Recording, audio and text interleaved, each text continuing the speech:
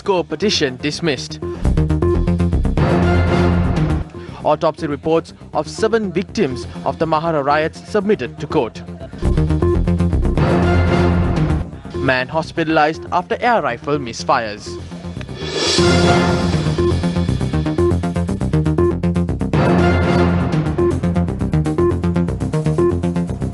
Hello there, very good afternoon and welcome to Lunchtime News on TV1. For the Newsfirst team, I'm Martin Satyanesan. Let's start off with a look at your lead story for this afternoon. The Supreme Court dismissed the petition filed requesting for an injunction halting enrollment of students to universities based on their Z-score for the engineering and physical sciences faculty. The petition was filed by 45 students who sat for the GCE advanced level examination under the new syllabus in 2019. The petition was dismissed by a majority of the bench comprising of Justices Bhuvanekalu Vihara, S. Raja and Yasantha Kodagoda. The Minister of Education, Secretary to the Ministry of Education, Commissioner General of Examinations, the University Grants Commission and its chairman were named as respondents in the petition. The autopsy reports of 7 inmates who were killed during the Mahara prison unrest were produced before the Wattala Magistrates Court today. Autopsy reports of 4 other inmates who died during the clashes were presented to court during the previous hearing. The Criminal Investigations Department had previously informed court that the autopsies of the 7 inmates were delayed due to delays in cremating the remains of 4 other inmates. The Wattala magistrate Buddhika Sri Ragala had ordered the expert committee to conduct the post-mortem examinations of the 7 inmates and report to court today. 11 inmates were killed while several other inmates and prison officials were injured during the unrest that broke out at the Mahara prison on the 29th and 30th of last month. A silent protest was held opposite the Ministry of Tourism in Colombo Fort today. The protest was organized by the Hotel Employees Centre of the Intercompany Employees Union. The protesters said they are facing difficulties due to the downfall of the hotel industry due to the COVID-19 pandemic. මෙතන තරුපයේ හෝටලේ ඉඳලා පහළම සංචාරක බංගලෝ එකේ සේවකයා දක්වා නියෝජනය. There are people here representing employees of 5-star hotels to the smallest tourist bungalow. This industry has collapsed. Service charges have fallen. We have no service charges. The government should intervene and give us some concession. Our families are helpless. We have no way of teaching our children. We have no way of feeding our families. A coconut is 100 rupees. A kilo of samba is 130 rupees. A kilo of nadu rice is 110 rupees. How can we live like this? Our families don't get food from hotels. Give these employees some concession. Their jobs are at risk. The Minister of Industries, the Prime Minister and the President must intervene and secure their jobs. මේ සේවකයන්ගේ රස්සාන තුරටපත් වෙලා තියෙනවා. කම්කරු ඇමති ජනාධිපති මැදිහත් වෙන්න රස්සා නැති වෙන්න දෙන්න එපා. පෞල් මහපාරට වැටෙන්න දෙන්න එපා. Drawing your attention to the COVID-19 situation in the country, the total number of COVID-19 deaths in the island rose to 183 after 2 more deaths were reported last night. The Government Information Department said a 15-year-old boy who was receiving treatment at the cancer hospital in Maharagama died due to pneumonia, blood poisoning and complications in leukemia. A 72-year-old female died due to COVID-19 related pneumonia. Meanwhile, 427 COVID-19 patients were identified yesterday. Amongst them, 392 were from the Paligoda cluster. The remaining 35 cases were linked to the prison cluster. Accordingly, the total number of COVID-19 cases in the island increased to 38,059. 618 COVID-19 patients recovered yesterday, taking the total number of recoveries in the island to 29,300. 8,577 people are currently receiving treatment at hospitals. Health authorities announced that there has been no decision reached to impose travel restrictions preventing people from leaving the Western province. මේ වන විට ආරක්ෂක පියවරක් හැටියට Right now, as a precaution, we have temporarily stopped allowing aircrafts from Europe, especially from the United Kingdom, to land in Sri Lanka. But we will examine this in the future and decide on whether this restriction will be lifted or continued. We will base this decision on the recommendations given by the health experts and the committees handling the situation. We have made a request for people working and living in the Western Province not to leave the Western Province and to travel to their hometowns. However, many people will be leaving their hometowns during this holiday season.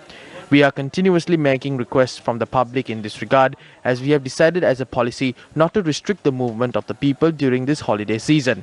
Under these circumstances, we request the public to limit their movement as much as possible. මේ තත්ත්වය අනුව මේ හැකිතරම් මේ ගමන සීමා කරන්න කියලා.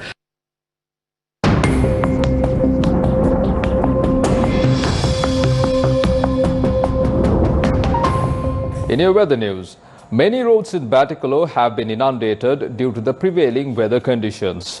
Our correspondent said as a result, vehicular movement in the area has been affected.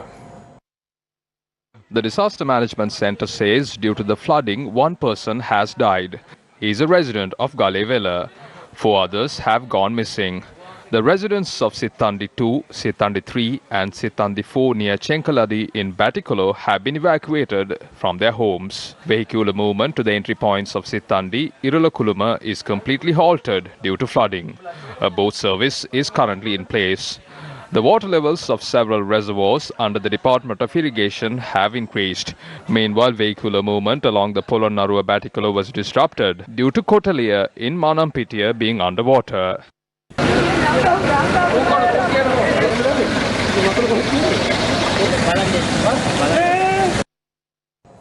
The People's Forum for Financial Security of Sri Lanka handed over an epistle to Shiranti Rajapaksa, leader of the opposition Sajith Premadasa, and to the official residence of the governor of the central bank yesterday.